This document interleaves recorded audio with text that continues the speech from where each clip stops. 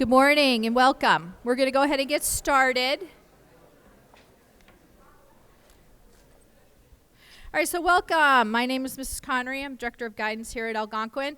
I'm glad that you could join us. Before we get started, just a couple reminders. We want to make sure we're very fortunate to have two admissions counselors joining us this morning to share their insight in regards to the admissions process. So I'm going to ask you to please make sure that put your phone away, right? Let's not talk while they're talking. Let's be very respectful of their time and their expertise, okay? So again, I'm happy to welcome Ken Sawada from Syracuse University and Shana Eddy from Framingham State University to share their perspective about the admissions process with us. We also have Mrs. Mackey and Ms. Hutchins who will guide us through the discussion about the admissions process. So at this point, we're going to go ahead and we're going to get started. I'm going to hand it off to Mrs. Mackey and Ms. Hutchins, and I thank you in advance for your consideration and your respect of the process, okay? All right, enjoy the presentation. Morning, juniors. All right. Hey, Ken and Shana, it's nice to see you. Thank you for coming in. I'm going to kick off with a question about school visits. Last month, we held workshops with our juniors where we discussed the process of searching for colleges that might be good fit for them and encouraging them to do some information sessions and tours. Shana, how important is it to visit the campus, and does that impact the admissions decision? Great question. Good morning, everyone. Morning. Come on, you can do better than that. Good morning, everyone. Good morning. There we go. Excellent, excellent. So let's talk a little bit about the campus visit. So for you guys, junior year, right, here we are this spring. This is the time, right? Get out there and start visiting your schools. I actually cannot stress how important the campus visit is. You know, in admissions, so I've been doing this now for 24 years.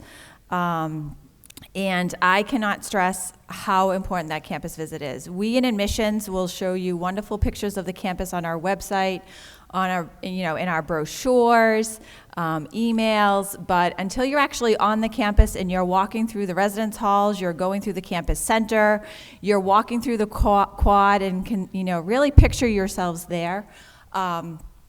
You're really not going to get a good fit for the school. So the campus visit is so important.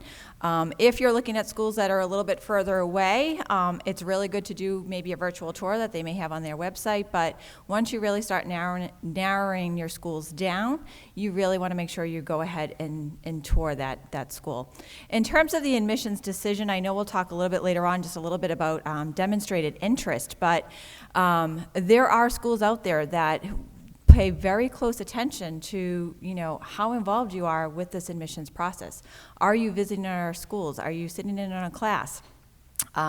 So the campus visit could actually be part of the decision when a counselor is reviewing your file. I will tell you at Framingham, that's not something that we necessarily take into consideration. We look at, we love to see you, but it's not part of our rubric in terms of admitting students into the university. But I do know that there are schools out there that will take that into consideration, and it's definitely something that you need to pay attention to when you are looking at your schools. Thank you, Shana. Quick follow-up question. I've had some students that have done like drive-throughs of the campuses. How do you compare that to actually doing the tour? So a drive-through, again, just in terms of getting a feel for, the size of the campus, what the campus looks like, that's a great way just to kind of get that feeling. But if you're not actually out walking around and, again, going into the residence halls, going into the dining hall, seeing what an actual classroom looks like, right? You may go to a large university that they're going to have a classroom very similar to this auditorium. Or you're going to go to maybe a smaller size school and the classes are going to be very similar to what you have here in terms of your classes. So I really think that that walking around tour, and it really does benefit the student. And it also gives you the opportunity to actually engage with one of our current students. And I think that is so important. As we say to students all the time, make sure you're asking the questions, right? You're being guided by a current student, and they're going to tell you what it's like to be a student at that university. And so that is your opportunity to really ask your questions. So unfortunately, with the drive-through tour, you don't necessarily get that. Great, thank you. You're welcome.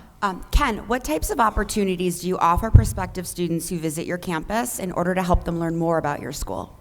For us, and what you'll find at a lot of other schools, is that we'll have an information session where you'll hear from an admissions representative and talking about and highlighting their school. And also then you'll have a tour with a current student. There's other opportunities that some schools may offer, like it for Syracuse, for example. You'll have the opportunity after that happens to go meet with a representative for an academic department, because we have 10 different academic areas at SU. So for example, you could go check out the engineering department, tour their facilities, and hear from a staff member there. In addition to that, there's virtual opportunities that schools may put on. We have every Monday night a virtual session that we hold, just a quick half an hour, but just answers students' questions and highlights the university in that way too. Great, thank you. Follow-up question, Ken. Other than information sessions and tours, what other opportunities are available for students to learn more about your school?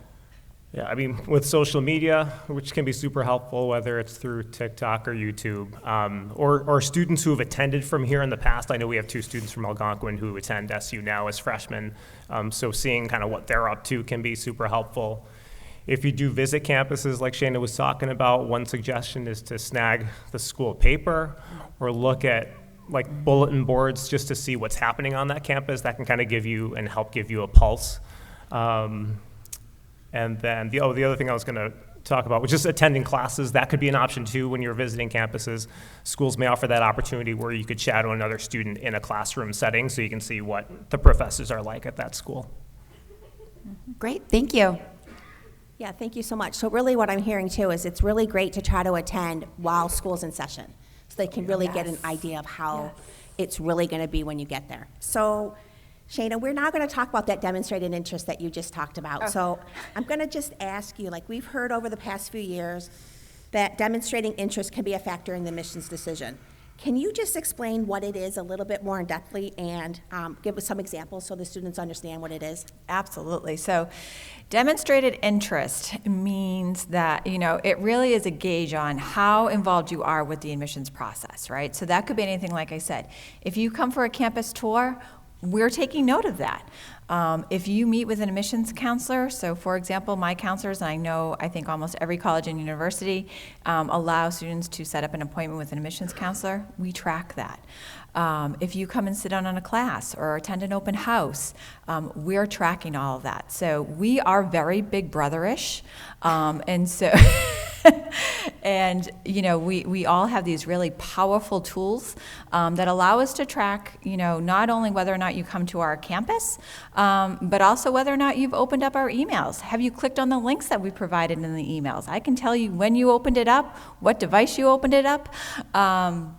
And so there are schools that are really paying really close attention to all of this. So it really is, how much you're engaging with the college and university. Are you just, attending a campus tour and then submitting your application and never talking with us? There are schools that will track that.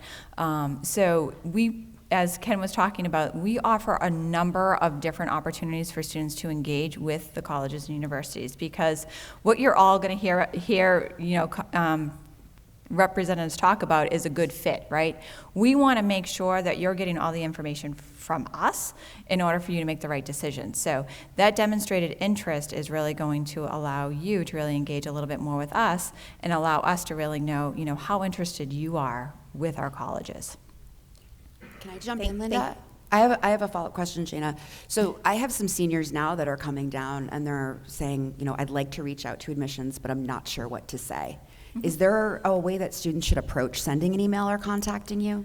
Absolutely. So I I'm actually working, I have one of my friends whose daughter is actually kind of in that situation right now.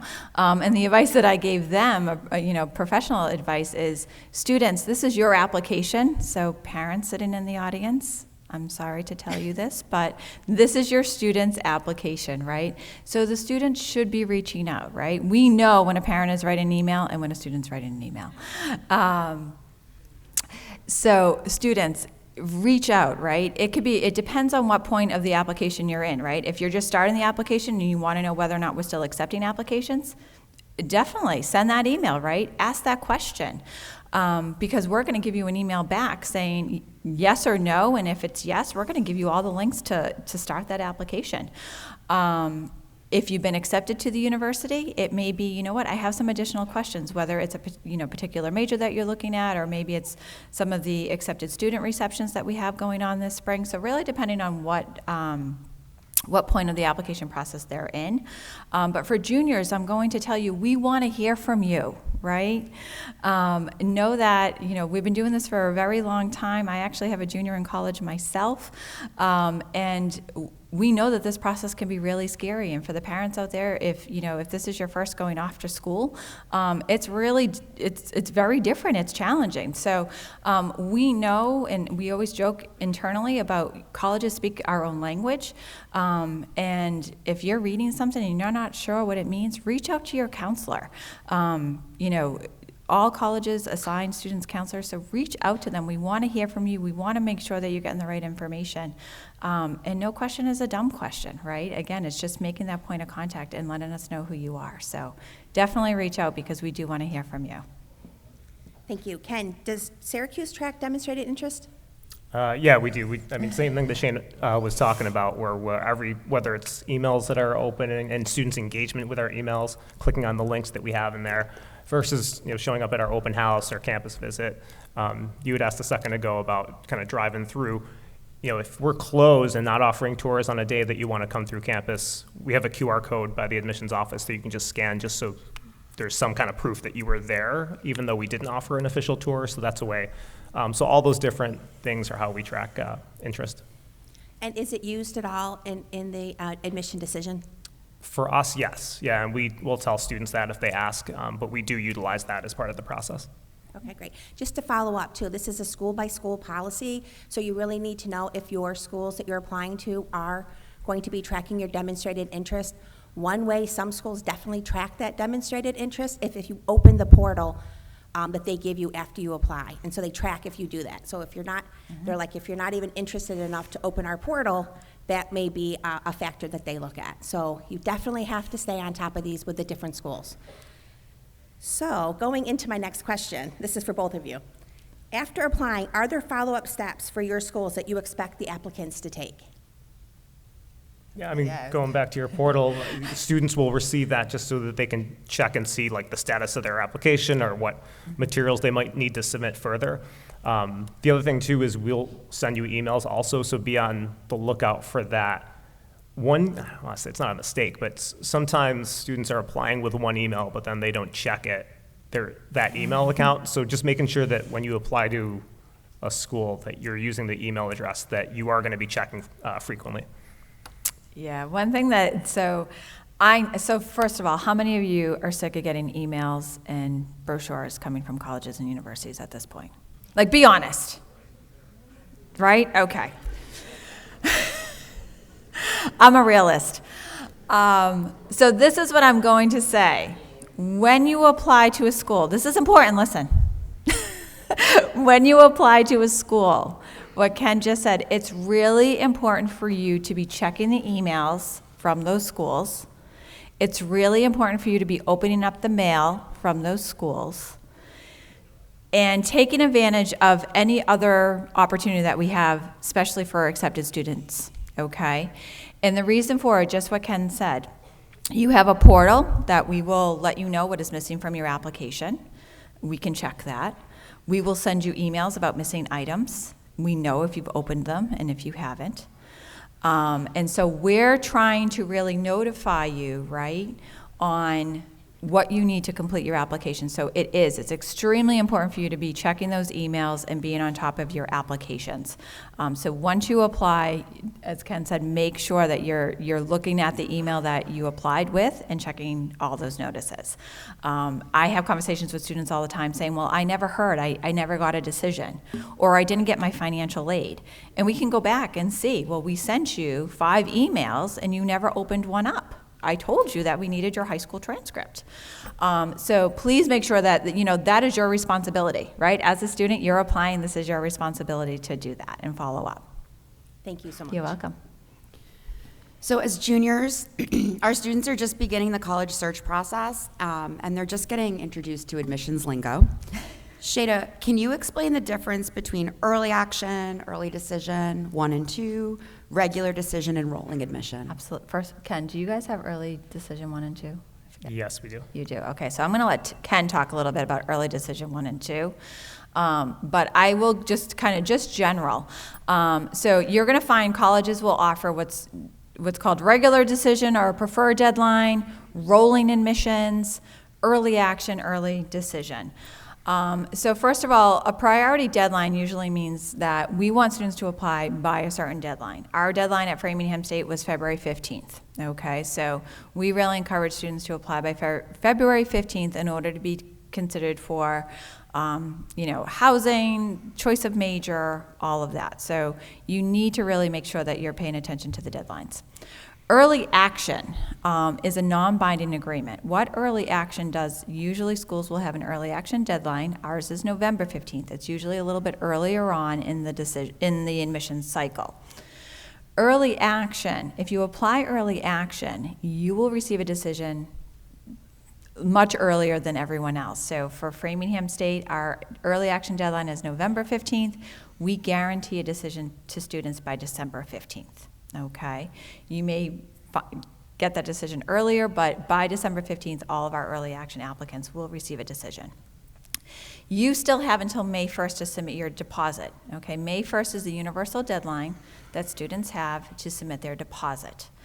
So you have until May 1st to submit your deposit. It is non-binding. With the regular decision of February 15th, that again is non-binding. You still have until May 1st. I am going to turn it over to Ken to talk a little bit about early decision because we don't offer an early decision program at Framingham, so he'll be able to talk a little bit more about that. Sure, yeah, so with early decision, that is binding. So you can apply earlier, get your decision sooner, that's a benefit. If you're admitted to that school, that's it. So you're gonna focus on attending that school. You then have to withdraw your applications from other universities or colleges. To give you a sense of the timeline, kind of what it looks like, and the reason why we have ED 1 and 2, it just gives you a chance to look at multiple schools. So if you're looking at, let's say BU is your top choice, you apply there by, I'm just making up the deadline, but November 1st, let's say would be the deadline for ED 1. And let's say you heard back in mid-December and didn't get in, and you could then apply ED 2 to Syracuse by January 5th, and that kind of gives you kind of 2 chances to apply early decisions. So that's one benefit of that ED1, ED2 process, and it gives you a little bit more opportunity there. But bottom line, early decision is binding. And then for rolling admissions means that even though schools may have a preferred deadline, like Framingham, February 15th, we're still accepting applications. So we're going to still accept applications through the summer months, all the way up through typically mid-August. So as students apply, we render them decisions. So again, there is a lot of lingo, as I said before. There's a lot of information for you to really kind of absorb. But the best thing that I tell students all the time, once you narrow down your list of applications, make sure you're writing these things down, right? Do they have an early action deadline? What's their preferred deadline? Is there a school that you're going to be applying early decision to? What is that deadline? So again, this is sort of your responsibility to know all these deadlines and how you're going to be applying to these schools. All right, Ken, thinking about students that apply for early decision, what type of applicant would you consider to be a candidate for early admission? When we're talking about ED for our school, we're always pushing that we want to make sure that we're the right fit for you financially, academically, and socially. So if you find a school out there that fits all those needs, that ideally you've toured and you've done your research for that school, that's when ED should be a potential option. Of course, we're working with your guidance staff, working with your family to determine, if that's going to be the right fit for you. That's kind of the ideal student, I think, who should be looking at early decision. And what's the advantage of applying early action or early decision? I think finding out sooner is nice because you're, again, knowing in December is a lot different than knowing in potentially late March for some schools. When do you release notifications? So for, like I said, early action is December 15th, and then we just start rolling out decisions. We don't have, there are some schools that when you apply, they won't release decisions till, say, March. So they hold all their decisions. At Framingham, we are considered rolling, so we will just start rolling out decisions as they come in. So that's one benefit, is hearing sooner, and then the other one would be higher admission rates. For us, it's about a 10% discrepancy of a higher admission rate if students apply through us through early. That's typically either published information or stuff that you can ask your admissions representative for that school to see if those rates are higher, but you'll typically find that that's the case. Great, thank you. Okay, so as they're applying on the application, it does ask students to indicate their majors. And we do know that some majors are way more competitive than other majors. So what if a student declares a major but doesn't meet the admissions requirements for that major? Shayna, will you offer them admissions within another major? Yes, so if you're applying to Framingham, we do have a couple of fairly competitive majors. For example, our biology program, our food and nutrition program. If a student is not qualified for that program as a first-year student, we will accept a student as an undeclared student, have them come in, and then they can apply to that major, usually after their first year at Framingham. Being a liberal arts college, there are a number of courses that every student needs to take, regardless of their major, so it's not as if you're behind. Now, that is Framingham. Other schools are very different. There are some schools out there, for example, they actually don't admit students into an actual major. They just admit you into maybe a particular college or just the university. So again, you're really going to find these nuances with all the different colleges and universities.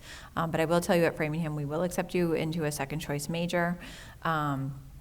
There are some programs, I know, for example, if anyone is looking for nursing programs, definitely do your due diligence on reading their admissions process for that, because I know a lot of nursing programs are a direct admit. There's no transfer into that program at a later time. So, for example, if you apply to a nursing program, if you're not accepted going in your first year, you most likely will not be able to transfer into that program your sophomore year. So again, these are just things to really, pay attention to as you are starting to explore colleges and the different programs that they offer.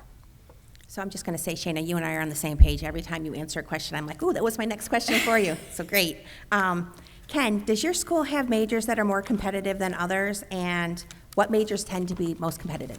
Yeah, so we have about 200 majors in total, so we try to share, during our information sessions, these are the 5 most competitive. So for us, it would be architecture, business, communications, musical theater, and sport management tend to be the more competitive ones. I think just be cautious of making an assumption of which ones are more competitive, because we have engineering, but it's the same admission rate as the average admission rate that we offer, so it's not as competitive as some other schools. So I guess making sure that you ask and to find out that information, as opposed to guessing. What is the best way for the student to find admissions data for the more competitive majors? It would be asking the admissions representative, or perhaps it might be posted online. Okay. Mm-hmm. And so just to follow up, because this is a question that a lot of students have, they're like, oh, I don't know if I'm going to be able to get into a particular program. Maybe I'll, go into another program. And so we just want it to be really clear. If a student applies to a competitive major and is not accepted into that program, is it reasonable to think that they could transfer into their chosen major later on? For us, yes, that is feasible. We also, during the admissions process, you can list your top 2 choices. So if you put something super competitive as your first choice, we'll consider you for a second choice option that may be less competitive. So it's up to you what you put in order. But just know that that's one step that you can take. Separately, once you're at a school or college, some may have policies. For us, you have to apply if you want to switch over to a different department. So it's possible where you may not get into business in the first place, but then once you're at our university, you could apply to switch over. It's not automatic, it's not guaranteed. Last year, about half of our students who did that were successful in switching over to the business school. So we just want to let people know that it is possible, but it's not guaranteed. Yeah, and I mean, at Framingham, you can certainly apply to various programs. I mentioned our food nutrition program. We offer a very competitive registered dietitian track at Framingham that only accepts 20 students. And with that program, students actually have to apply to that program their junior year. So we may accept you into the food and nutrition program, but that particular track, students actually don't apply to that until their junior year. So, but like I said, at Framingham, yes, there is a lot of flexibility. I forget what the stats is, but in terms of how many times a student changes their major after their first year, it is pretty astonishing. But some of the more competitive majors, like I said, I've sat on these panels for many years, and I've heard a number of different reps talk about the nursing is what always comes up in terms of it's really hard to transfer into that program if you're not accepted your first year. Right, so it just sounds like it's college by college, major by major. Yes. And again, some schools have a direct entry. If you don't apply as a freshman, you will not be able to get into that major, Yeah. depending on the school. Yeah. Thank you. Let's kind of turn our focus and look at the factors that are involved in the admission decision. So we tell students that their transcript is the most important aspect of the application. Shayna, why do colleges consider the student's transcript to be the most important? So research, time and time again, has proven the best predictor of a student's success in college is their high school academic record, okay? So what you're doing right now is really important. As I say to students all the time, this is your job to do well. And you have time right now, right? You are a junior, you still have 2 more quarters. If you didn't have a really strong start your junior year, you still have a couple of quarters to make it all up and finish strong. And you really need to knock it out of the park next year, your first and second quarters. But again, research has shown, are you keeping up with the work? Are you taking challenging courses? These are all things that the admissions committees take a look at. So again, we want to make sure at the end of the day, as I say to students all the time, I am a counselor, true to heart. We want to make sure my name is on those acceptance letters, and I need to make sure that a student's going to be successful at Framingham, right? So if we know the rigor of our curriculums, and if you're not keeping up, with your academics, we know that you're going to struggle. And the thing that I always say to students all the time, if you don't do well, and if you are asked to leave a college or university, we do not refund your money, right? So you may have to leave a college or university and have this debt and have nothing to show for it. That's not what any of us want for any of you, right? So we want to make sure that you're doing well. So that transcript is first and foremost, right? If you're going to put in the work, we know that you're going to be successful at our colleges and universities, and there's going to be success after the 4 years when you graduate. Thank you. Welcome. Ken, what do you consider when looking at a student's transcript, especially in regards to their high school progression? Do you give more consideration to certain years? My son, I live locally, I live in Boston, my son goes to high school, and where they talk about how freshman year doesn't matter, and that's incorrect, that's wrong. Every year matters as part of your high school progression. I will say that it is crucial what you do this current year and next year. So junior and senior years are crucial. If they're weighted slightly higher from what you did, because the biggest thing is helping you in that capacity. So positive trends are what we're looking for as well. So let's say you did have maybe a rockier start. I know, especially your class in particular, with the pandemic kind of kicked off your high school, or right, part of freshman year, sophomore year. Or no, I'm going the opposite direction. But anyways, upward trend is going to be important. So doing stronger now can help you in the process. That also goes for rigor too. So for those of you, what I don't want to see is a student who doesn't challenge themselves their senior year. So if you're doing well, let's say in all college prep courses currently, we definitely want you to try to take that next step your senior year, whether it's taking an honors level class or challenging yourself by an AP level class. What I don't want to see for us is having someone who's excelled at CP classes, but then it's, just kind of continues that path their senior year. So both positive trends academically as well as rigor is going to be what we're looking for. Thank you. And so this is to both of you, too. So do you recalculate a student's GPA? And if so, what classes do you consider when recalculating the GPA? Absolutely. So for the state universities, so not only Framingham State, but if you're looking at Worcester State, Westfield State, if you're looking at the UMasses, we do recalculate every student's grade point average. We're going to be looking at your core courses, your English, math, science, social science, foreign language. Those are going to be the courses that we're going to recalculate in your GPA. We will give you extra weight. So for those of you, as Ken mentioned, taking honors courses, AP courses, we are going to give you extra weight to those. So we do recalculate. Like Ken said, freshman year does count, right? Because we recalculate from freshman year all the way through, depending on when you apply, whether it's junior year or first quarter senior year.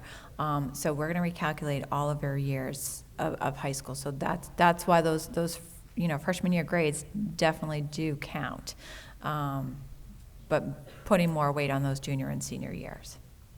And we'll recalculate if you're not on a 4.0 scale.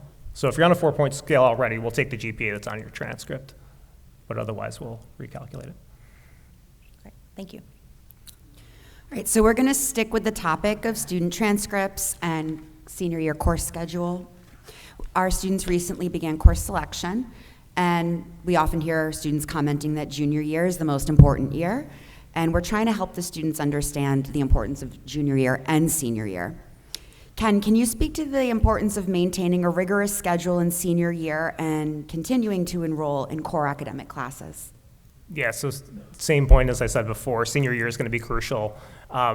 There's a potential you could have a strong A student who takes college prep courses and then continues that for their senior year, and we could potentially waitlist that student just based on their lack of attempting rigor their senior year.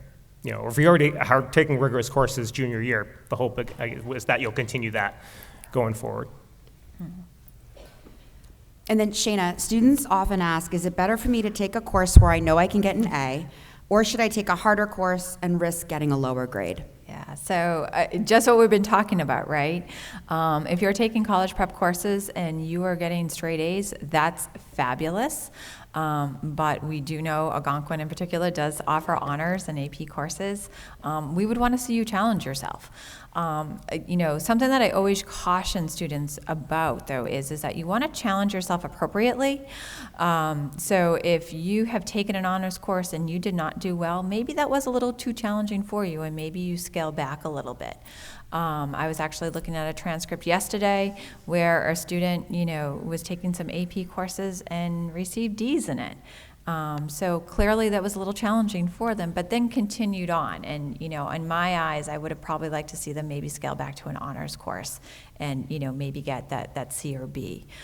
So you definitely want to challenge yourself appropriately. And this is where, those conversations to have with your guidance, your school counselors, what is appropriate for you. But to get all A's, that's not what we're really, that's fabulous. Everyone loves an A, but again, we want to make sure that you're challenging yourself as well. Great, so I'm gonna just ask this question straight up. I have a lot of juniors coming down, and we all do, and we're mapping out course selection with them, and I'm getting a lot of, I need an AP. What are your thoughts on that? Want to take it? I mean, it depends on who you are and where you're at. I mean, if you're someone who has never ideally you'd have an ascension of some kind. If you've never taken an honors course, that jump to AP might be a lot. Mm-hmm. It's not a necessity to get into, there's so many colleges and universities out there, there's something out there for everybody. So I think that's like a piece-by-piece, case-by-case basis in terms of what you should or should not do. What I wouldn't do is do something that sacrifices your entire senior year. And I don't want to see that either. I want students to still enjoy their time for their senior year. If you can balance that rigor in, that's great. But it's also not a necessity for you to get into some schools either. Right, and it's also too, that opens a door for a conversation, right? As we first started talking, how do you approach an admissions counselor, right? That's a great opportunity to talk about why maybe you didn't take that AP course. Well, you're captain of the, baseball team, and you're doing this, and you've been doing community service for this, or you're finishing up your Eagle Scout, whatever it may be, right? And so it's that balance, right? We just don't want to see AP courses just to have APs on your transcripts. That's not a reason to take an AP course, just to have that. Thank you. You just kind of reiterated what we've been saying. I appreciate it. I'm going to say that too. Thank you so much, because we tell them challenge but not overwhelm, and it's their story to tell. And thank you so much for saying what you just said. So just to talk again about senior year grades, is it important for students to maintain their grades throughout their senior year? And what can happen if an admitted student does not maintain their senior grades? Yeah, I mean, you need to maintain your academic performance throughout your senior year right until the end. The biggest reason for this is even if a student's admitted somewhere or even early decision admitted somewhere and you're set to go in December, you still need to finish the job. You need that momentum going into college, first of all. You want to keep that academic progress going. But also, you're not, until you step foot on a college campus in August for move-in, a college can choose what to do with your admissions decision at any point in time, even after you've been admitted. And I've seen it happen, so I don't want to see it happen with anybody here. A student could pull an admission decision based on academic performance or for judicial reasons as well. Thank you. And then Shana, just to follow up, once a student has applied to school and indicated what their senior year courses are, how important it is for them to complete those courses? Yes, so just what Ken said, right? You've started the job, you have to finish the job, right? And so I will say, being a state university, we do require students to take 4 years of math, one being their senior year. So, I've had school counselors call me to say, Johnny wants to drop, his pre-cal course. And I'm like, that's not really the best idea for him, because we do require that. That is part of our admissions policy, and that is part of why we accepted you in the first place. So you could be jeopardizing your admissions, just what Ken said. We reserve the right to pull an admissions decision. We take a look at those final transcripts. So I do say at this time of year, especially when students come back from February break, and it really ramps up after April school break, is senioritis, right? The birds are out there, the sun is shining, and no one wants to do anything. And so you don't want those grades to slip, and you don't want to drop a course and jeopardize, as Ken said, I have pulled decisions in June when that final transcript comes in, and that is the worst phone call I have to make to a student. When you are so excited that you're going somewhere, things have been bought, and then all of a sudden I'm telling you that you're no longer accepted to the university. So don't do that to yourself, and don't do that to me. So yes, it's really important to keep those classes that you're taking. Now, there could be some extenuating circumstances, and if there are, that's definitely a discussion that we would have with your school counselor, with you, and really sort of figure things out. But for the most part, you want to keep those courses that you're taking. Thank you. And again, when you sign your application, when you're submitting your application, you sign it saying that this is accurate, and anything changes, even if it's a course, you are required to let the schools know. All right, so let's touch on standardized testing. Students are beginning to prepare for upcoming SAT and ACT exams. Following the pandemic, the majority of colleges went test optional, and we know many of those schools are going to extend that practice. Ken, for test optional schools, students are often confused as to whether or not they should send their scores. Can you speak to when it makes sense for a student to send their scores? The advice that I'll give to students in terms of submitting is looking at the middle 50% of admitted students to that particular school or college. So those stats should be online somewhere, but you can work with your guidance team, your counselors, your family to determine if what the right fit's gonna be, and your decision to send your test scores to that school. There's a myth that is like, oh, if I don't send test scores, that's gonna hurt my case. And that's not true. It's not true if you don't submit test scores. Like, for example, if we receive an applicant with no test scores, then we just look at everything else that's in the application, and that's it. We just move forward. There's no judging. I'm not there to guess what you might have gotten. That does not occur. So it's looking if you fit that middle 50 percentile or higher for a school or university, then yeah, by all means submit it. And if not, then don't submit. All right, thanks. And then just a follow-up question. With the test optional policy, has that impacted the competitiveness of the applicant pool? It has impacted the pool because we've had more applicants and people who have felt more confident applying because the test scores aren't being utilized unless students want them utilized. So taking that away just, I think, enables more students to apply to us, which then does create a harder job for us when we're making those decisions. But good for you, because that gives you, I think, more chances, more places that you can look at. All right, and then Shayna, if a student chooses not to submit test scores, what other factors are taken into consideration? So, the high school transcript. That is definitely first and foremost. So if you choose not to submit your SAT scores, which Framingham State is test optional, we were actually test optional prior to the pandemic, which made our lives a little bit easier because we already had a rubric as to how we were going to be evaluating students. It truly is that high school transcript and the courses that you are taking that is going to be first and foremost. And then everything else, taking a look at extracurricular activities, if you choose to submit letters of recommendation, those are some of the other factors that we would take into consideration. One thing that I do want to mention, and again, this is just from sitting on panels and listening to other admissions folks from all over. One thing that you do want to make sure, I know, everyone went test optional during the pandemic, but I have heard a lot of schools saying that they are going to reinstate requiring those SATs. So I'm not sure when that is. I think every school is very different. But it is something for you to pay attention to. So if you are reading, if you're going onto a website right now and you're seeing SATs are not required, make sure you're looking for fall 2025, right? Are they going to require them for fall 2025? So I just don't want you to miss something. Just kind of keep that in the back of your mind to make sure you're looking at the admissions requirements for the following year. Yeah. Great, thanks. But we won't, I will say. We're sticking with test optional. Cool. And so is Syracuse, right? To be determined. Okay. Good to know. So we're going to move on from testing, and we're going to just talk about activities, another part of the application.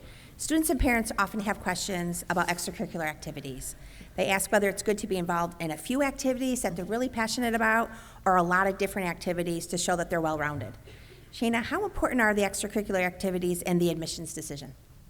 So again, right, it goes back to what are colleges and universities looking for when making that admissions decision. I will tell you, again, coming not only from Framingham State, but from other schools that, I've heard counselors speak, we want to see you, we don't want to see this laundry list of activities, right? You did this for a year, you did that for a year. Don't be me. I joined the French club my junior year because or sophomore year because I wanted to go to Paris junior year. That's the only reason why I joined the French club in high school. Don't be me. But we want to see, involvement. We want to see dedication, right? When you come to our campuses, we want to see you make an impact, not only in the classroom, but also on campus. So don't feel as though you need to have this laundry list of things. I will tell you something that always stands out when I'm reading an application is a student who is completing their Eagle Scout, because I know all the dedication and work that goes into that. And so again, really go for more meat in those activities than just, a piece of cheese here or a piece of lettuce here. Make sure that you just don't have that laundry list. Make sure that you're having that meat in terms of all your extracurricular activities. Great. Ken, What about if a student chooses to work? Or what if they have to work either in the home or at a job? How do you view part-time work? Yeah, I mean, part-time, if that's part of what you do and makes you you, I put that on, you should put it on your application. I did not, because I didn't know any better. I was a first-gen student. My parents didn't go to college, so I had no idea that be working at a restaurant would be something that would be useful for the admissions committee to know. Everything you do on an extracurricular circumstance should be put on there. Some of you may have to work just to help your family and keep them afloat as well, so that responsibility. And there's also leadership that you can show in your work settings too. And so that's something that you can write about as well. So there's a lot of benefits that can come with part-time work. Thank you. And just as a follow-up to both of you, there are a lot of pre-college summer programs out there, and some of them are really expensive programs. How do you compare those to like part-time work or volunteering? I mean, it's all involvement in some fashion or form. However you want to do it is up to you. We're not going to decredit somebody for something that's taken up time in their life. So whether it's doing a summer college program, part-time work, volunteer work, all of that, again, makes you who you are, and that's what we'd like to see. Mm-hmm. I think how you attack it isn't the issue. It's more like that you're doing something that's beneficial. 100%, yeah. Agreed. Thank you. Yeah. All right, so in April, we're going to discuss letters of recommendation with students. Ken, can you share your thoughts on how many letters a student should have and who they should be asking to write a letter of recommendation? For our requirement, we ask students to submit a counselor recommendation and 2 teacher recommendations. That's typically the average. Some schools may not look at rec letters at all. I think the word of what you should do is to submit what's asked of you. I think some students, I know a student I was working with, and they ended up submitting 7 recommendation letters, and that's not, you can do it, but it's like the law of diminishing returns. Once you get the 3rd, 4th, 5th, 6th, 7th letter, it's not adding anything to the student's case. So there's a reason why, especially for us with volume and the number of applications that we get, we would like students to kind of stick to what we ask. So I think that's what should be done. And again, those are teacher recommendations that we're asking for. We're not asking for, no offense, but we're not asking for like your part-time job bosses to submit. They can submit a letter, but that's not what we're not asking for. That we're not asking for a family member's letter either. We don't want to see that, although we do sometimes. I don't know if you do as well, but that's, again, stick to kind of what's being sorry, asked. parents. Yeah. We know your bias. And then we advise students to speak with the junior year teacher. Can you? Oh, yeah. Right, because, so for example, you may have had a really great connection or relationship with someone who taught you your freshman year, but they may not be able to speak to the growth that you've had for junior year and for senior year. So the teachers that you've had in those years can tend to be more helpful because they've seen the growth from freshman year to this stage. So I think that's the one benefit of having someone that's more current. And then just in terms of sort of, if a student's thinking that they want to go for a business major, should they be thinking about a STEM teacher or a math teacher for a recommendation? Do you take that into account? For us academically, I think it can help. Like for engineering, it would be very beneficial for you to have a STEM teacher as one of your 2 teacher recs. So yes, I would, for our university, I would look at, if you're going for a specific academic area, to have that align with your teacher recommendation. Yeah.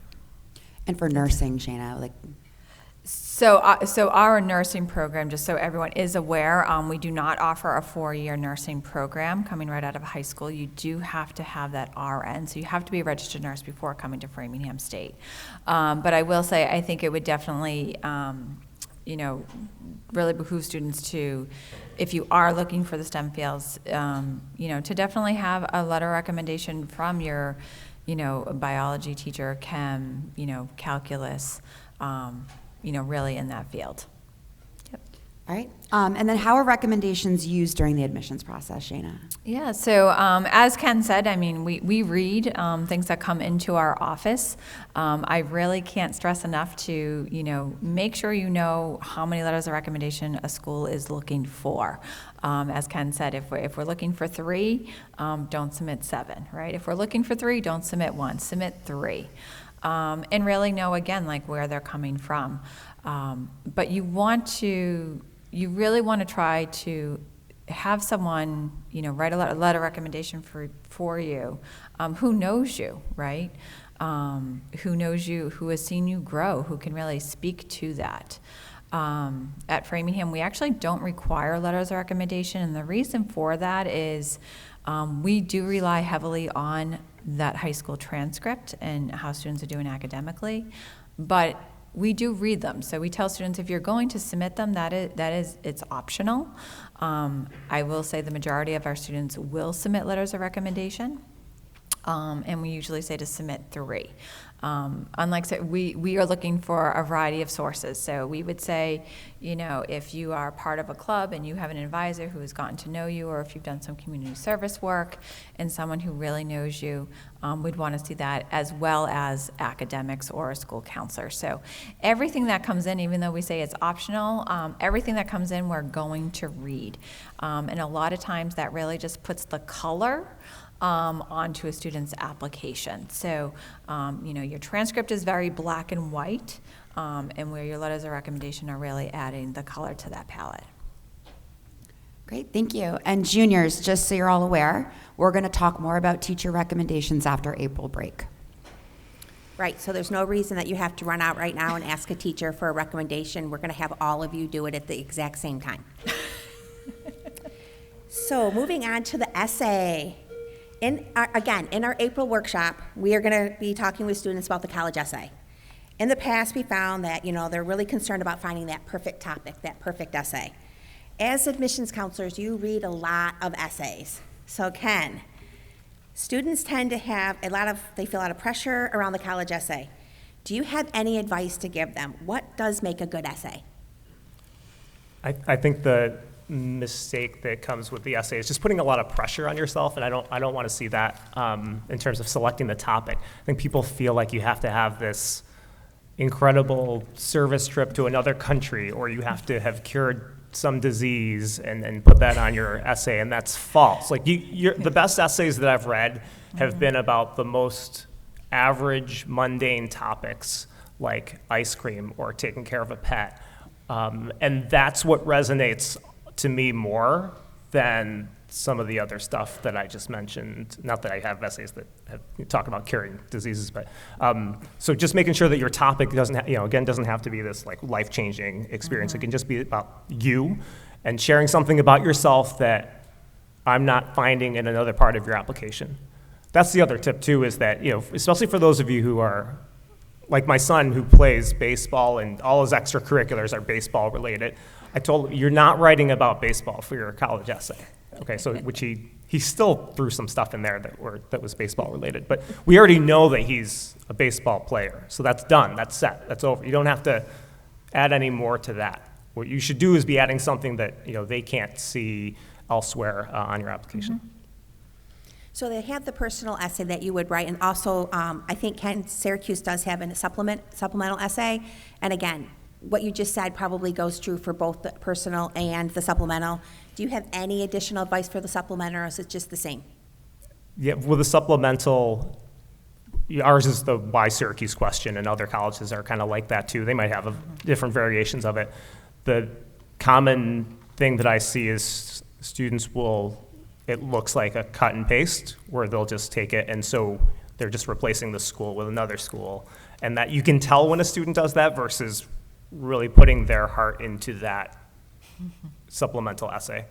So the advice there is, for example, if you've toured Syracuse, and I would talk about that tour and your experience personally with that school on your tour in that supplemental, as opposed to answering it in a generic fashion. Great, thank you so much. And Shayna, we understand that Framingham does not require the students to write the essay. Is it advantageous for them to submit an optional essay? Yes. So if you haven't kind of picked up on this, our application process is very simple at Framingham State. We try to really break down any roadblocks for students, and because we know that the anxiety level at this point is probably about here. Come the fall, it's going to be about here. And so we really do try to break down some of those roadblocks. So we don't have that essay, but I encourage students, if you've worked hard on an essay, submit it. We're going to read it, right? I want to get to know a little bit more about you. And during my tenure at Framingham, we have gone back and forth. There were years that we did require an essay. We have removed that, like I said, at this point. But we know that a lot of time, a lot of energy goes into that essay, and so I would encourage you to go ahead and submit that. We do ask just that general question: why do you want to attend Framingham State? And just what Ken said.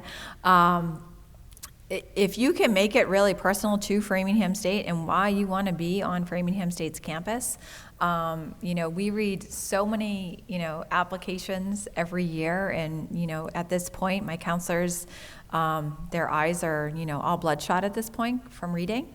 And, if you're reading an essay and they see that a student's writing, oh, I had a great tour with, Emily, one of our tour guides, or, my conversation with Nicole afterwards really influenced me. We let our folks know that, right? So again, we like to interact with you, and we like to know what's drawing you to our colleges and universities. So definitely want to make that as personal as possible. All right, interviews. So Ken, can you speak to the importance of interviewing? If you have the time and interest in interviewing with the school, I would certainly take advantage of it. Again, that's if you have the time to do so. For us, we offer them; they're optional. We do them virtually, so it's easy for students to complete. It only takes about 20 minutes or so. So if you have the time to do it, and if you really have strong interest in that school, I would suggest it. Great. And do you have any advice about the interview process? Just being yourself, making sure that you get points across in a confident manner. I think practicing can help if you have someone in your family that you can just answer questions to, and they're really basic questions. Like for us, we're just asking and trying to get to know you, and just what makes you tick. Can you give us some examples of some commonly asked questions? I would probably ask, like, what's your favorite extracurricular activity, or what did you do this past summer, because the interviews would take place typically after summer. Or the toughest question might be, what's your favorite picture on your phone, and describe it, and tell me why you picked that picture. I like that question a lot. Just a follow-up, how can the interview impact the admissions decision? An interview, we do them evaluatively. Some colleges may do interviews, but they don't use it in their process. For us, we do. They are evaluative. So it's not a make or break, but it could help you in the process. So if you're maybe a borderline student, that's something that perhaps could push you over the top. So I think there's benefit to it. Thank you. Okay, so now we're going to kind of turn and talk a little bit about a topic that is important to students and parents. This is the financial aid and scholarship section. So Ken, college is definitely an investment, right? When students and parents are considering schools to apply to, what is the best way for them to assess potential schools from a financial standpoint? Let's see, I think it's important to have a variety of different schools with financial differences on your college search list to begin with. I think the net price calculator can be beneficial to you. That is something that is on every college website. Every college is required to have this feature online. It can be no more than 3 clicks away from the homepage.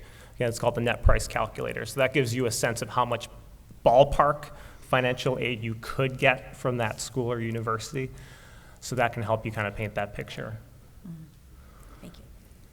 Shayna, financial aid process can be a little confusing, especially this year, right? As the documents for each school can differ, with some schools requiring the FAFSA and other schools also requiring the CSS profile.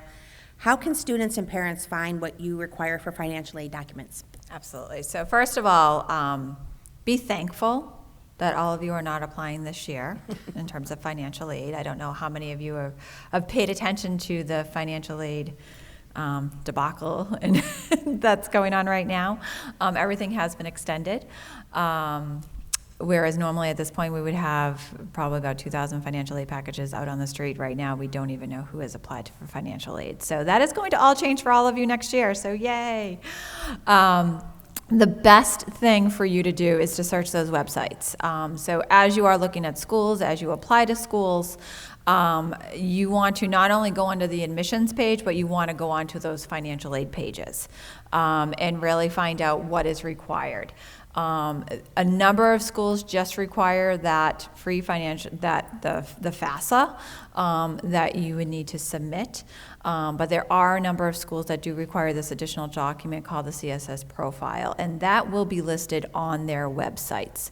So again, going back to what I originally said at the start of this panel, when you apply to a school, make sure that you're opening up those emails, make sure that you're looking at the brochures and letters that are coming to the house, because we may be trying to get in contact with you about certain things. But the website is a great spot to really start figuring out what is it that the schools are going to actually need, as well as those deadlines. So all of that really should be there, and I think colleges and universities, we're always keeping that information up to date throughout the year. Yeah, and the FAFSA changed this year for the first time in like 40 years, and it has delayed lots of things, and so hopefully it goes back to October 1st, and we're all smooth sailing and moving on after that. So just to have a follow-up question for you, Shayna, when are students typically required to have their documents submitted? And are the deadlines different for early and regular decision applicants, and is it different from the actual application for their admittance? Yes, so like I said, the FAFSA is a separate form.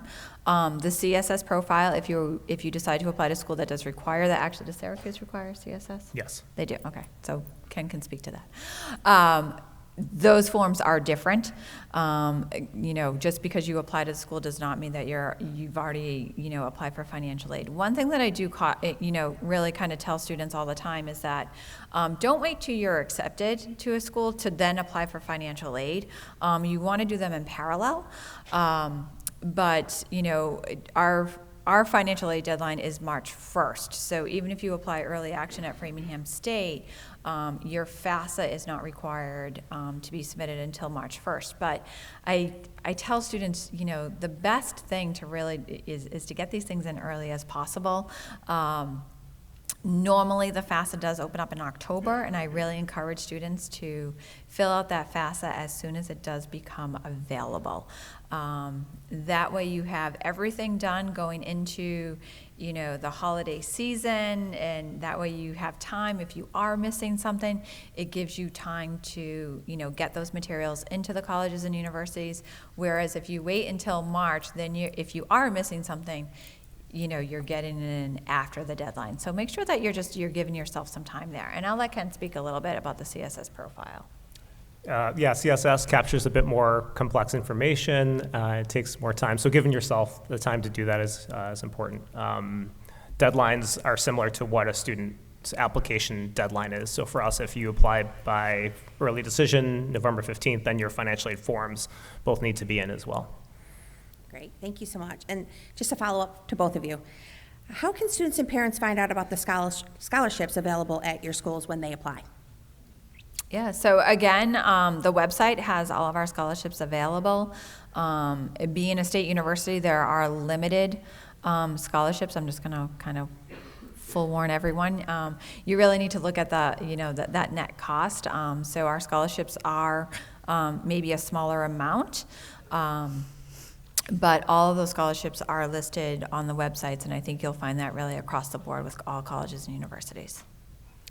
And for us, merit scholarship students are automatically considered, so there's no separate application for that. And then additional scholarships are listed on our website. Right. And actually, Framingham State has some really good scholarships, too, on the website, in addition to what you guys would offer for the merit. So you should definitely, and I guess why I'm saying this is that if you haven't picked up on the theme that every school kind of has their own process, so you really need to look at each school separately and be organized, whether it's for the application process and for the financial aid process for each school, because they're their own institution and they have their ways and their policies of doing things. And again, we just to kind of reiterate that, as we were talking about what's your responsibility, it's your responsibility to know the deadlines, right? It's your responsibility to give yourself enough time I think the financial aid is probably the most challenging. We actually partner with a company called Financial Aid TV, so I'm just going to put a plug there because it's about 200 videos talking about the financial aid process. And if you go onto our website, you can actually see it. But we know that FAFSAs are not being completed Monday through Friday, 9 to 5, when offices are open. It's probably a Sunday night if it's, anything like my household. And we know that you may get stuck on something. So we do have a tool that families can use to, if you get stuck on a question, then you can actually type it in and a little video. It's kind of like financial aid on YouTube. A little video will come up kind of explaining what you need to do there. So definitely take advantage of that. So Ken, just as like a follow-up question to you, you had said like they could find out information about on the social media. I just wanted to know what about students that do you check their social media? Like what about if there's something inappropriate on their social media? Does that ever come into play in the admissions decision? When we're reviewing applications, there's no time for us to be reviewing students' social media accounts. But going back to my original point of how admissions decisions could be pulled, that's where social media could come into play. So just as we're kicking the college search off, I would just be wary, be cautious of anything that you're putting online from now through the end of time. So first of all, I'm just going to thank you for this part because it has been a lot of information that they have given you about the admissions process, the factors going into it, financial aid, and we're not done, but we also want to kind of switch it up a little bit now and kind of ask you a little bit about your campus life, campus living, some fun facts about your schools. And so I'm just going to start off by saying, and this is directed, both of these can all be directed to both of you. Tell us about the most popular activities and events on your campus. How is your culture? Tell us about that. Yeah, I love the culture at Syracuse. One thing I'll share is just the concerts that we have both in the city and also on campus, because we have this stadium that we use for athletics but also for concerts. I saw Pink at Fenway last summer, which was awesome. Pink's coming back to Boston, but also to Syracuse. She'll be performing in our athletic stadium on campus in October. So that'll be fun. So concerts as well as sporting events are a blast. Okay, so we don't have Pink coming to Framingham State. One thing that I am going to say, since, Framingham State is in your backyard, right? So we're your state university. One thing that I really do tell students all the time, even though you live so close, know that you still have the opportunity to live on campus. And we really do encourage our students to live on campus. We have a pretty active campus on, an active student body on campus. We do have, some of the bigger things. We have our homecoming weekend, which it's homecoming and family, so we have a lot of students, a lot of families, a lot of alumni on our campus. There's a lot of different, we do have concerts, but nothing as big as Pink. We do that usually in the fall. We have our sandbox weekend, which is usually in the spring semester. So our students are really active on campus, and I really do feel that when students do live on campus, they really immerse themselves a little bit more with the culture, at Framingham. Great. And then are there any traditions that you can speak to that we might not find on the website? Traditions, I would say, we have our sandbox weekend, which is the last day of classes, where we have sort of like more of a big carnival theme. Last year, you could have seen the director of admission riding a mechanical bull that they had. My staff thought that was hilarious.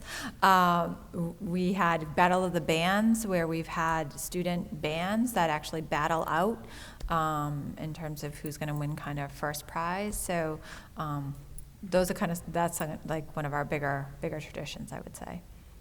One of our traditions, there's this building that's been there since 1890 on campus, and at the top there are these chimes there's an anonymous group of students called the Chime Masters who have learned to play those chimes. So every day at 11 a.m. and 3 p.m. you can hear those chimes ringing across campus. So it's neat if you're on tour there and you kind of catch that going on.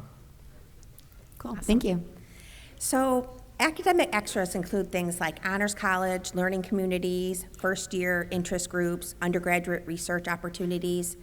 Could you tell us what is offered at your school and maybe give a little bit more of a description to the students so they know, like what I just said, so they understand what it is? So at Framingham, we have, when students, in terms of room selection, we do have actually living communities where if you come in as a psychology major, you could be living on a floor with other psychology majors, not just first-year students, but juniors, sophomores, and that really just kind of brings, kind of your experience, in the classroom, sort of outside the classroom, and really have more engaged conversations. Our honors program, we do select students into our honors program. There's no separate application for that. But that's another opportunity where students have, our honors students actually have their own house on campus. They don't necessarily live at the house, but it's a space for them to gather. They do poetry slams down there. They have, ice cream social, things like that. But it's just a nice spot for them to sort of gather. There's some, really nice overstuffed chairs there in terms of studying and reading and things like that. There's also like a conference room in there, so if they're working on a particular project. So I think you'll find that at most schools. We do actually have a couple of honors floors where students, you don't need to live on that floor, but if you do want sort of that camaraderie with students who are also part of the honors program, you have that choice to live there as well. Similarly, we have our learning communities. There's about 24 of them. And then with the honors programs, we'll consider you automatically during the admissions process. About 10% of our admitted students get selected for an honors program. Thank you. What support do you offer for students that need a little bit of academic help? Yeah, so at Framingham, we have our Center for Academic Success and Achievement. We call it CASA. And that center there not only works with students who have documented learning disabilities. We know that there are a number of students who may have an IEP in high school and need some, additional support. They not only help those students, but just the general body in terms of, writing in college is a lot different than writing in high school. So you may want to sit with a tutor and, have a paper reviewed before you pass it in.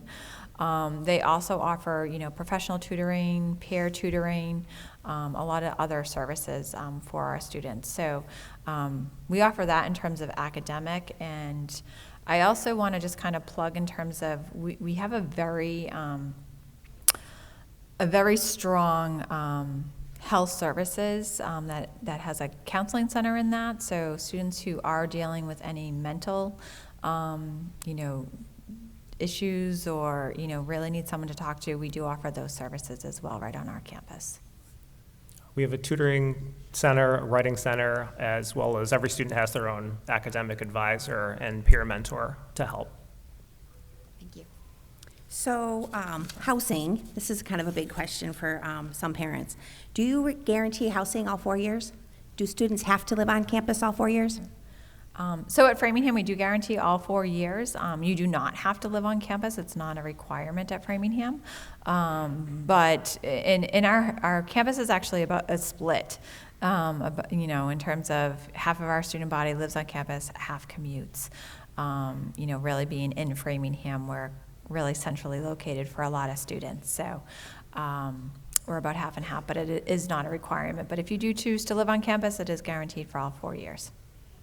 We require it for your first 2 years, and then we guarantee it for those 2 years as well. After sophomore year, most people, if you want to live on campus, you can get it. And I remember when we had our parent workshop back in January, one of the parents was asking about if students can see the dorms when they visit. That's a pretty standard for all schools. When you go and visit, you can also see a dorm room. Yes. So for our tours, you will go into one of our residence halls. You'll see a typical double room.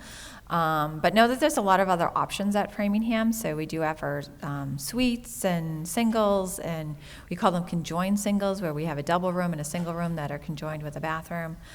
So there are a lot of different options, but you will see just that traditional double room. one of the things that I think more schools, in terms of seeing the different options, we have what's called accepted student receptions or days. After a student is accepted, usually in the spring, colleges and universities will have that. And more, residence halls are open, like for example, at Framingham, all of our residence halls are open. So you get to go in and see all the different options. So that just allows you to really, kind of narrow in on terms of what you want when you do come in the fall. We also have tours of the residence halls and what they look like online. I think a lot of schools are doing that as well. So, yeah, you will have that opportunity to see, maybe not necessarily on your campus tour, see options, but definitely once you're accepted. We don't show rooms on our campus tours. We stopped doing that after the pandemic. But during like some of the major open houses, we'll have a sample room up. Or you can find stuff online too. There's videos and photos of our residence halls. And I'm just going to reiterate what you said, Shana, too. Like, I had 2 sons, and the accepted student days were my most favorite visits because everything is there and you can learn so much information. So next year at this time, when you're trying to decide, you'll be able to go to the accepted student days. I encourage parents and students to go because it really will help you kind of figure out where you see yourself going. And those were my favorite days. All right.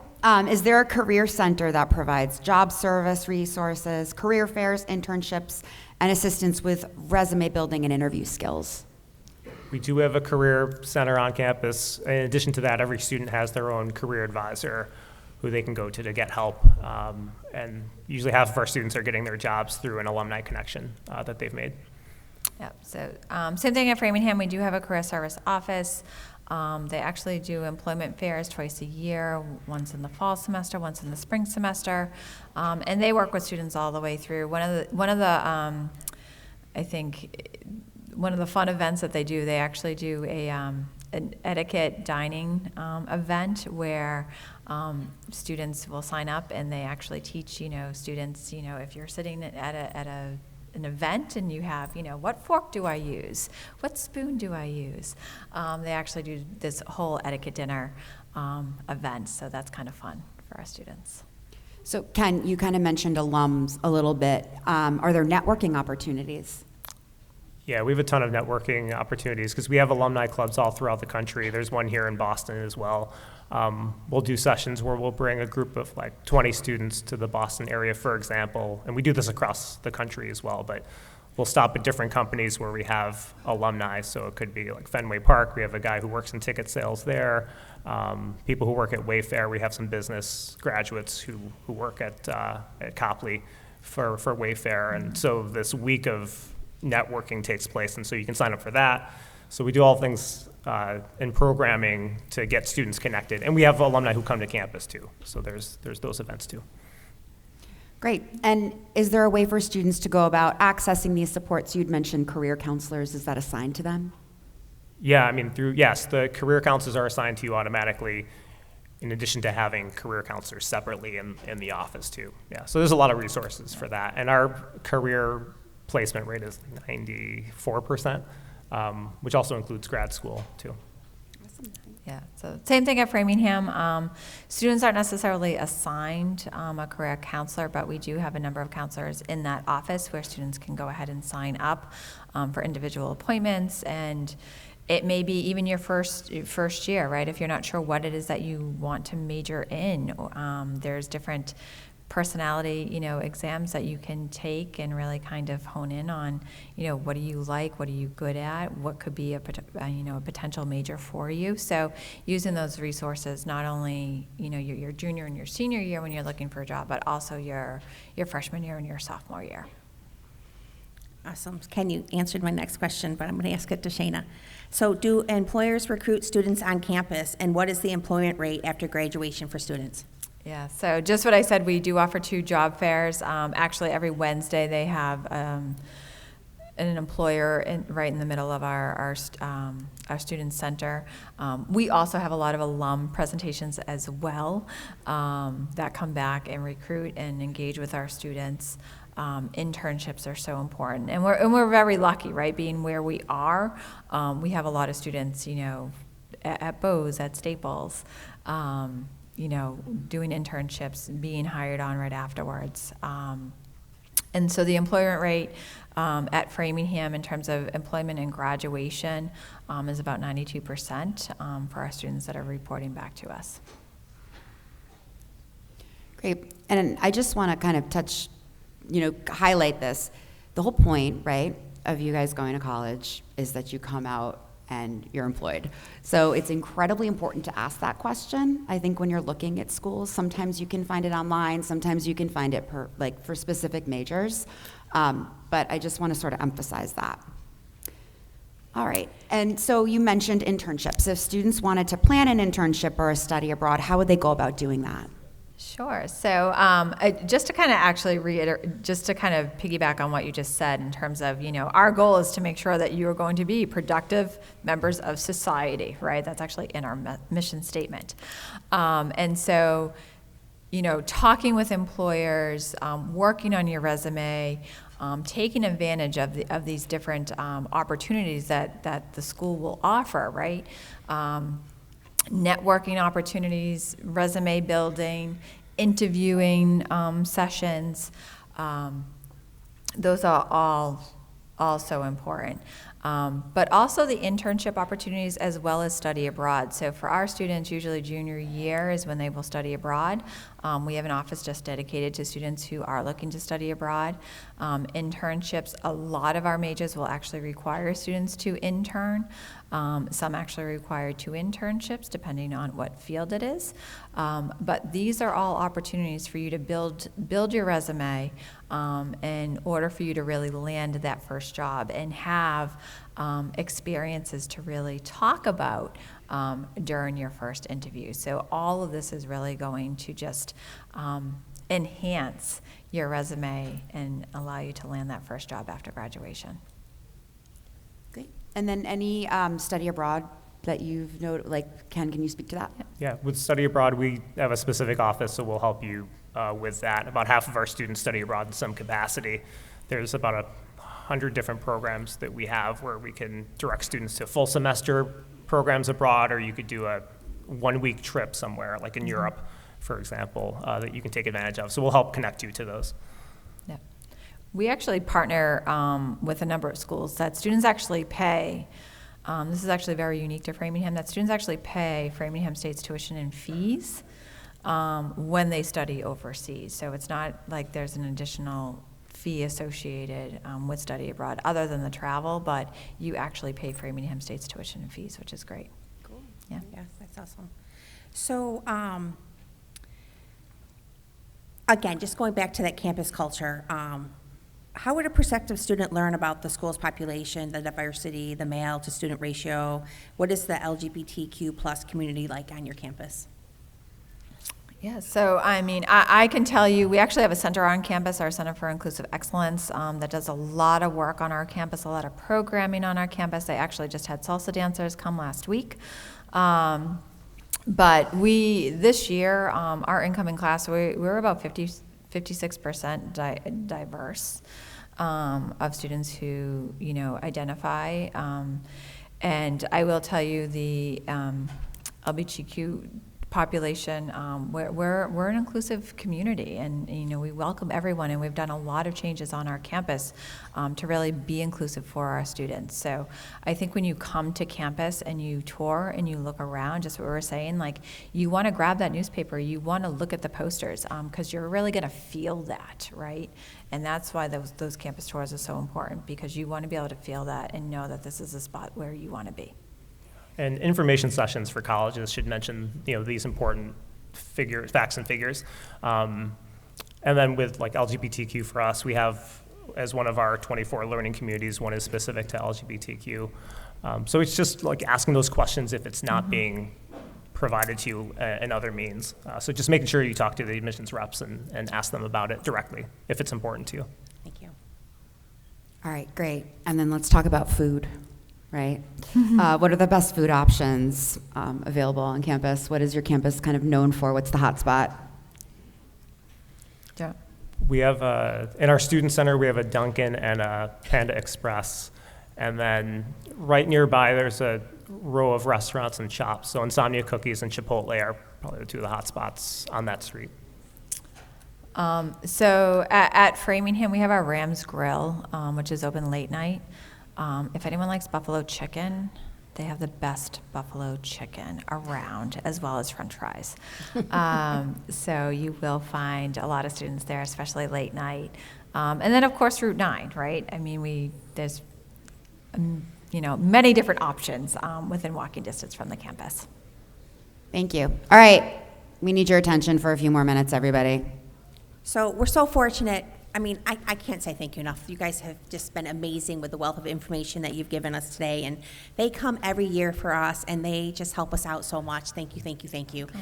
Do you, and again, I don't mean to put you on the spot here or anything like that, but like, you guys have been doing this a long time. You're veterans in your fields. Do you see any trends, that we haven't spoken to that maybe we should think about or anything like that? Not to put you on the spot, I'm just asking. I mean, I could see things with the essay changing on our, just with everything with AI. I could see that potentially shifting down the road with the requirement of the college essay, and I could see something like that. 100%. AI is going to change everything, right? I think one thing that I have seen, and this is, the text messaging and just the just how we communicate with our students and how students are communicating with us. One thing that I just really caution students all the time is make sure that, I know the texting can be very informal, but when you are sending an email, to whether it's an admissions counselor or the director of admission, make sure you're using, the capitalization, the periods, all that good stuff. I just see that more and more as I've been doing this, like just the, just the common use, but when you are composing an email, make sure that you are composing it. Because again, right, when you're in college, you are going to have to write papers. And, you want to make sure that you're in the habit of doing that. I'll share another one. It's the demographic cliff. And so that means there's going to be less college students in the Northeast. How it impacts you is fine because college students will be fighting over you, but that's just something to be cognizant of, like nationally. Okay. Thank you so much. I noticed too, like this year with that new law, like where you can't identify like who you are and your background and things like that, that a lot of schools went to like short answer questions and things like that. Do you know if either of your schools will be going in that direction too? That is still to be determined. Yeah, and our short answer was adjusted to try to accommodate for that. Okay, thank you so much. So I think at this time, should we turn it over? And we want you guys to have a time to answer some questions. So if anyone has a question, if you want to raise your hand, parents or students, and then we'll answer your questions. We'll have them answer your questions.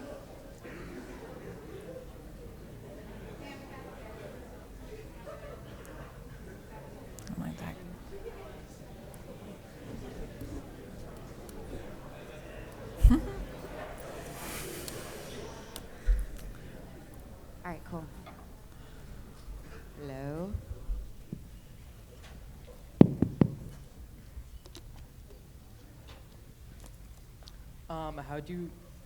How do taking art electives affect your chances if you're not going for an art major? How does taking art electives impact your admission? Right. As an art major? As not an art major. Okay. Oh, we would still, if you're taking a college prep elective, we're going to recalculate that in the GPA. So at Framingham, we will definitely take that. It's nice to show that interest. I mean, we offer art minors, so if it is something that you want to do, I mean, that's something it's not decided at the time, but it can show your interest towards that. And I think that also kind of speaks to balance. It's important to kind of have that creative break through your day.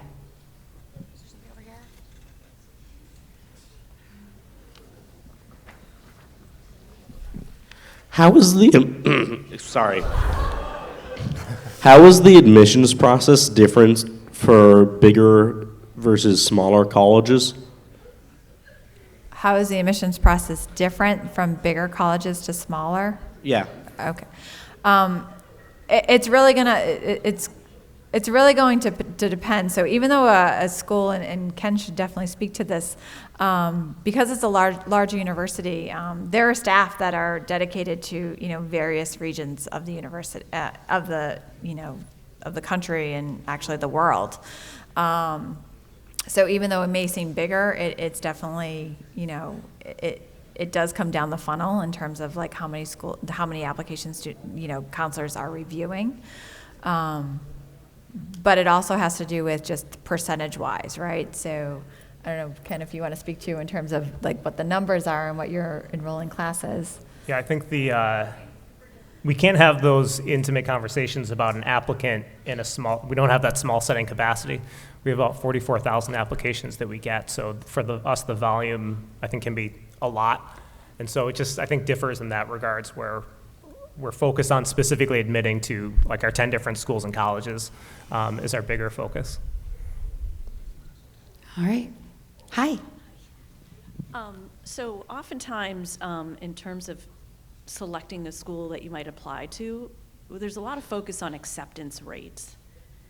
How should kids look at acceptance rates and decide whether or not to apply? Because I think sometimes it turns them off that they see a low acceptance rate. They might just automatically decide, you know what, there's no way I'm going to get in, so why bother?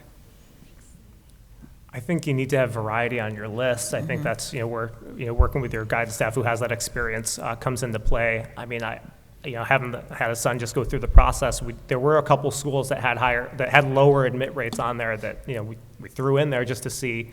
I never want to deter a student, based on those percentages, but you also have to be realistic too. So if you do apply to a school like that, you should have other schools that have higher admit rates just to help your chances overall. So I think the varied list is going to be important, that you craft right from the beginning. Yeah, thanks a lot, Ken, because we are working with students to make balanced lists of reach, target, and safety using our Naviance data, which is local data, to really help them so that they have lots of options for themselves. Yeah, and I was going to say, I think the Naviance data is great in terms of, whether or not a student will be admitted to a school. The other piece, too, that really and it actually impacted my stepson, is that financial aid package, right? So even though a student is accepted to a school, if that financial aid package is not where the family needs it to be, that could be, going to, the best second choice, right? I think it's important to get rid of dream schools. I think that's this thing that we feel like we need to have a couple of dreams. Ideally, every school on your list is going to end up being a dream school, because you put all your eggs in one basket. That can make things a little bit trickier. And a piece of advice that I actually just gave, again, I was talking about my friend's daughter is going through, and she got waitlisted at her dream school. And so having a conversation with my best friend, and one of the things I said to her is that, life is not always going to give you exactly what you want, but it's what do you do with that, right? So if you are, not offered a spot, having that second choice, right? And knowing that you're going to go there and you're going to be exceptional, right? I think that's really something to really start thinking about, right? Those denial letters could come through, but knowing just what Ken said, having those other schools that if you go there, you're going to be an exceptional student, and and that's what you want. Thank you. How's your day going today? How's my day going? Yeah. I only had half a cup of coffee before I had to come here this morning, so What I'm type of really coffee looking do forward you to another like? cup of coffee, I'll be honest. Yeah, what's your favorite type of coffee? Oh, no, actually, I have an actual question. I was wondering, could you talk about the Accelerated Master's Program and how that works, if you offer it? Do we have an accelerated? And it's like a 4+1 for like a master's and a bachelor's. Yeah, that's something that we do offer, whether it's applied math or statistics courses, and we offer about a ton of grad programs too. Yeah, so that's a good question for different colleges that you're looking at. Okay. Absolutely. So we don't have one specifically in math, but we do offer a number of different 4+1s. Yep. Did I have, okay.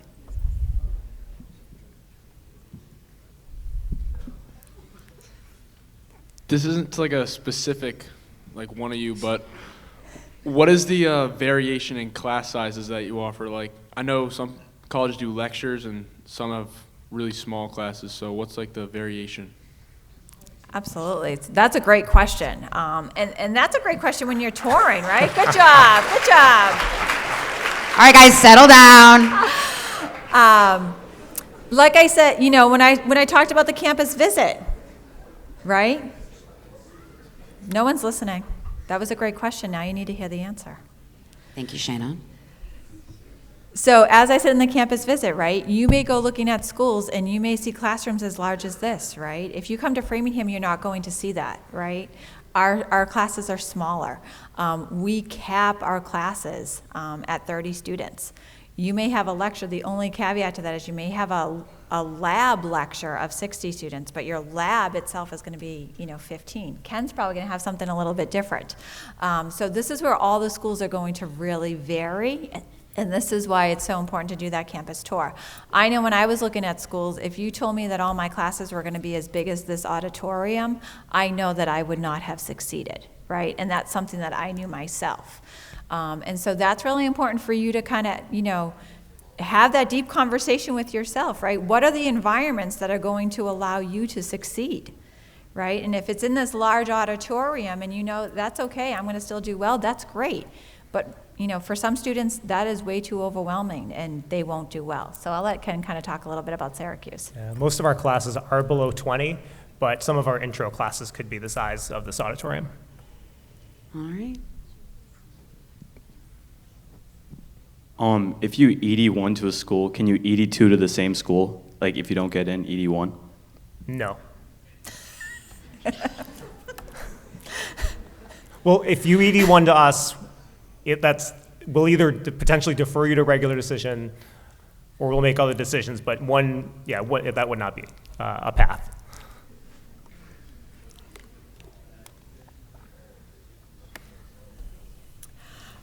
All right. I was going to bring up. We didn't talk about that. D1, D2, D3, and athletic scholarships.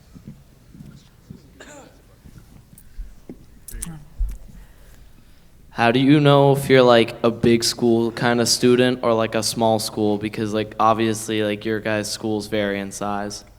Absolutely. And like community-wise. And you may not know that, right? So this is something that you have to, again, you have to do some soul searching yourself, right?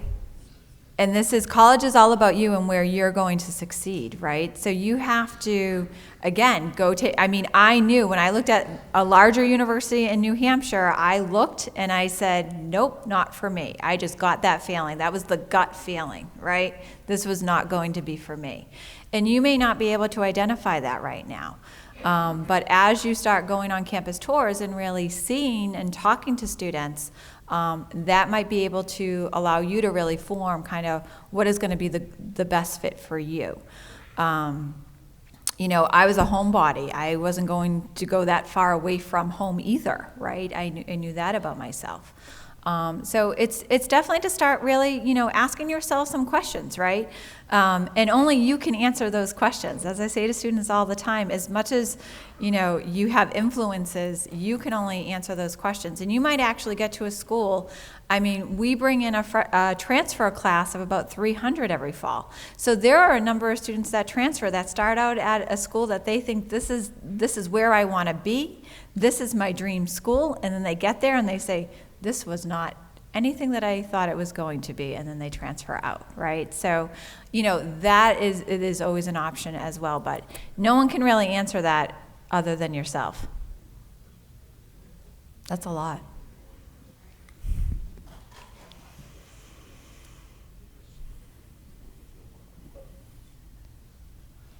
What would be like a score for an SAT that you would submit versus like a score that you wouldn't submit? I think it depends on the school. And so for us, it would be like a 1260 to 1360 is like the mid-range. But it can depend on major to major too. So it just depends. Yeah. So good question to ask, but definitely, Neil, you need to ask each school that you're looking at on your list. You mentioned how you could have a supplementary essay to your personal essay about how maybe like a tour affected you. Is that necessary? It's not necessary if a school doesn't ask for it. we do ask for it as part of our process. It's not optional. It's a required component. So for us, it's something you'd submit. But if a school doesn't ask for it, I wouldn't. No need to share that. How does the SAT versus ACT scores play into the admissions process in level of importance?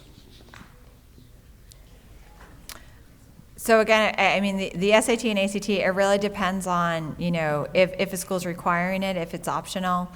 Again, I think most schools at this point really are focusing on that high school transcript. If you do any research for the state universities, you'll still see there's what's called a sliding scale out there that has, a student's grade point average and what they need to offset that grade point average. With the majority of us now all test optional, that sort of, we don't rely on that as heavily as we once used to. But of course, we're going to take that into consideration. If you do submit them, we'll consider them. And be cognizant that there's different policies that some schools have, like TCU they have a do no harm policy. So if you submit a test score that doesn't fall within their admit range, they won't hold that against you. Whereas like for us, we will hold that against you. So just be cognizant that some schools may be more flexible with their optional policy.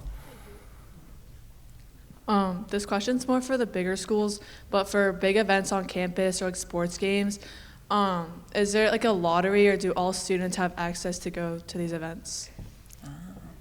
All students have access, but there are some like the concerts students would pay for, but at a heavily discounted rate. Same thing with our athletics teams, like for basketball and football games. There is a fee, but it ends up being like $5 a game. So on average, it ends up being pretty cheap, if there is a fee at all.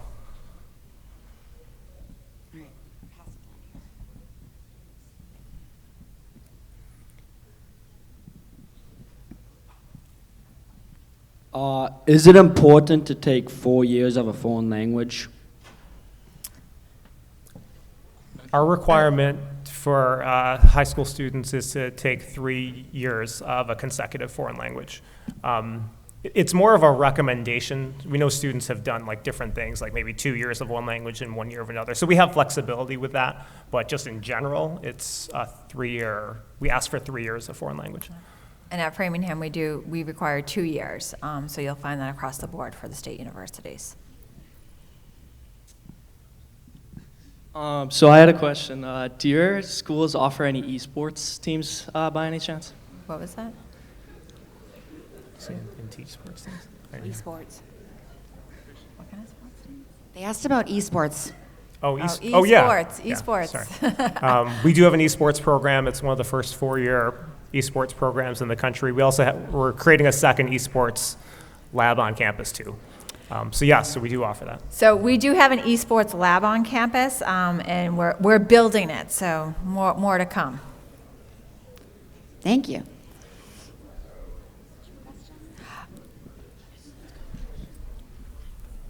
How much information do you guys do into extracurriculars that we put down? Like for example, like hours or like other information about that? So where do you put that? Or like how much research into like student involvement in like extracurriculars do you guys do? Research. Like how much are we going to check how many hours that you do for each? Yeah. I'm not going to check. But again, what you put on your application, you're signing, right? You're signing a document saying that all the information that you're putting on there is accurate. And I've seen applicants who put it's impossible to do that many hours in an activity where they're doing that. They list that they're doing it for every hour of the week. So I think it's just a mismath calculation there. But yeah, it's noticeable when a student does that. Yeah. Be truthful. If I'm deciding on classes next year and I don't want to go just for the simple AP, just to take an AP, and I want to take a college course instead, is that something you guys look into? Is that something you guys accredit? Like if I just take a study, but I'm using that study for a college course at a university, do you guys look into that? Is that something important to you guys? Yeah, we put weight into, if a student does an AP or an IB class, for schools with that curriculum, or a dual enrollment class, like you're saying, with a college course, like we're putting weight on each of those pretty across the board. So that's great if you're doing that. Yes, and so if anyone is, it's typically called dual enrollment, which means that you're taking a college course during your years of high school. We're going to give you, when that grade comes in, we're going to give you the same weight as we would an AP course. We would ask for that transcript after you complete that at the end of the year if you decide to enroll at Framingham State, because you will receive college credit for that if the grade was a C- or higher. For AP, just so everyone is aware too, something that we didn't talk about, if anyone is taking AP courses, and you are sitting for the AP exams, Framingham does accept scores 3, 4, and 5, and then to give you college credit. So that's also something to, kind of be aware of when you are looking at schools. Some schools will only give it to 4s and 5s. Everyone does have a different scale there. So something else to kind of keep in mind, and we would need those official scores. All right, last question. Hi, so when looking at an application, what order are you looking at everything, and is that something we should take into account when writing a college essay, that you're going to see that after our transcript or something? That's a good question. wouldn't strategize that, because colleges are going to look in the order and just how they do it, and I don't think there's any rhyme or reason. Even within a staff, I don't think there's probably discrepancies of how a staff member goes through an application. I'll look at the application first, so I will see the essay towards the beginning without making any judgment before I get to the transcripts. So for me, that's how I'm going, and then I'll hit the transcript later. But there's no guarantee how a staff member reviews it. Yeah, same thing. It really depends on how that essay comes in. If it comes in with the application and we're flipping through the application first, yes, of course, we're going to see that, first. But if it comes in, it really just kind of how it comes into our systems. Juniors, these were such good questions. I love this class. Thank you. They were good. Yeah, I just want to say you guys were fabulous.